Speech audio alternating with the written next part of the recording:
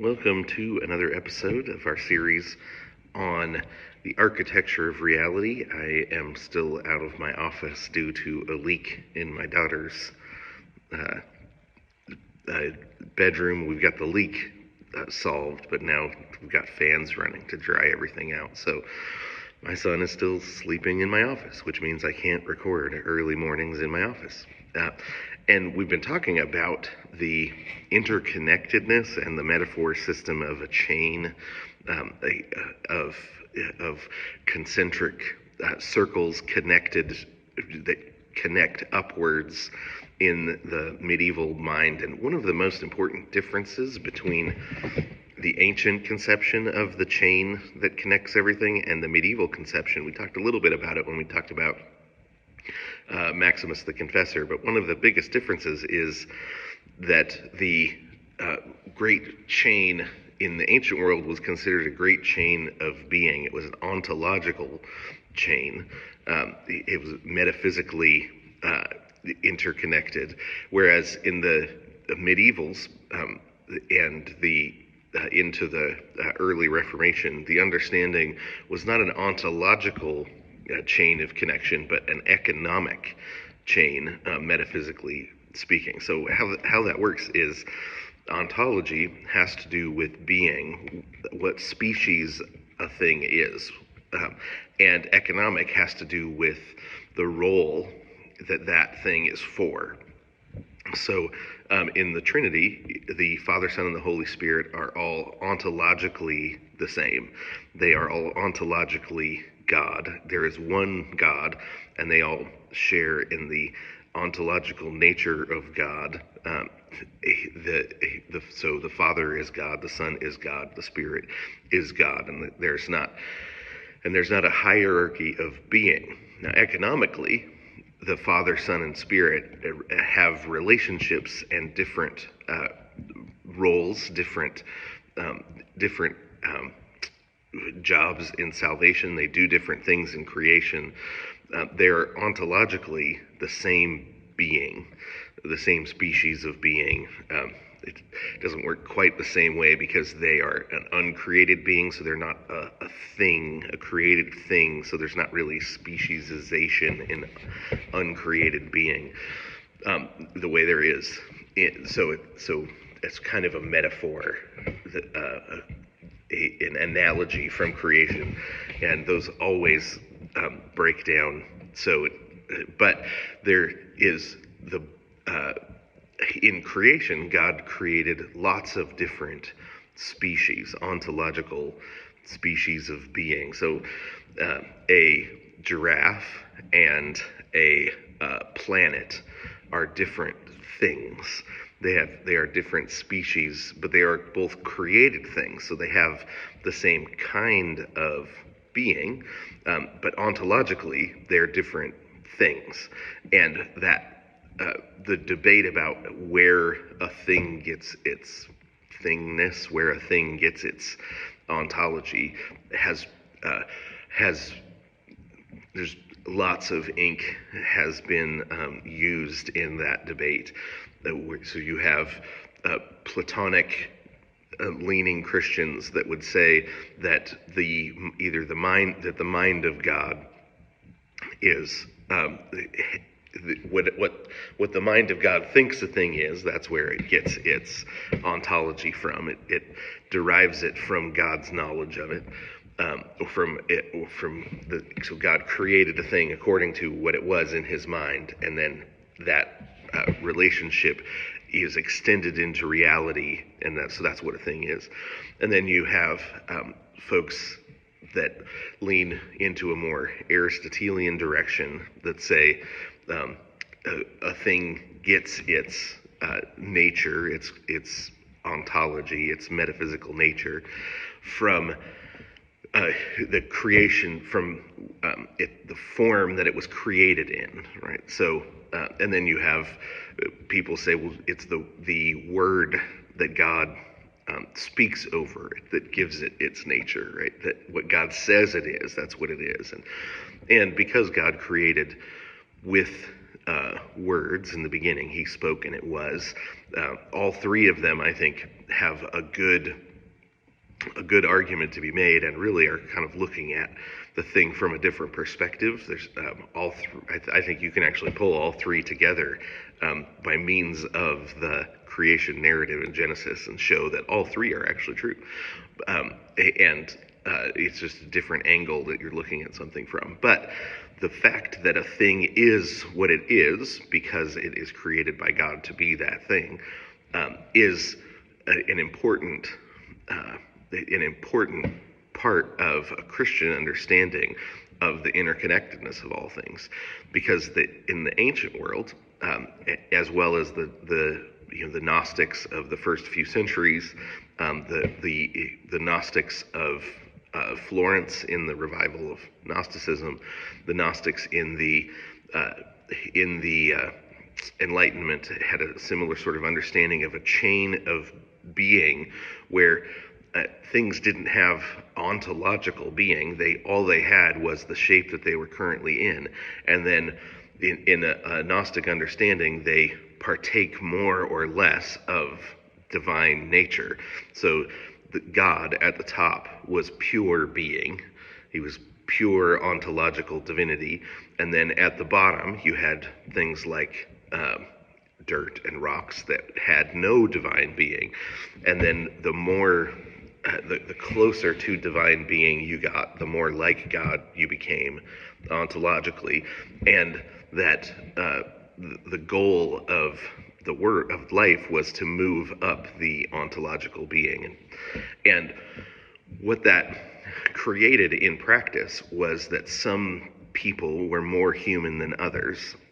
In a Gnostic context, that meant if you had the right ideas, you were more human than people that had the wrong ideas, because our ideas, when our ideas were in line with divinity, our being, our ontology changed and shifted.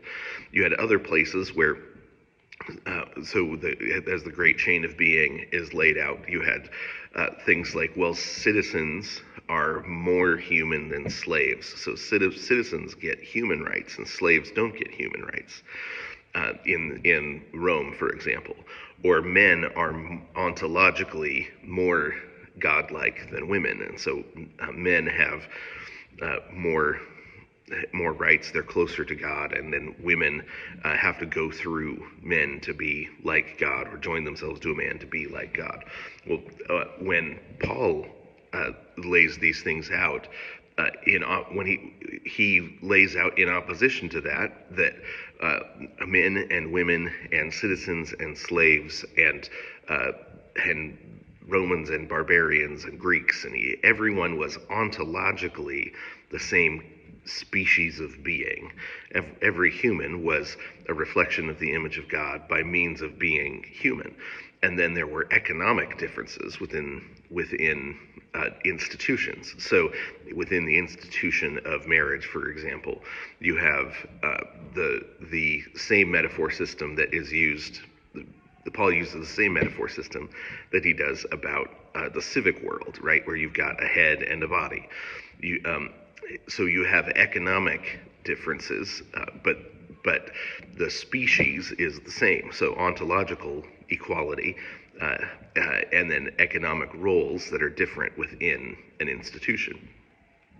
And then it's the same with barbarian and Greek, right? You've got significant cultural differences between barbarians and Greeks, but Paul says that they are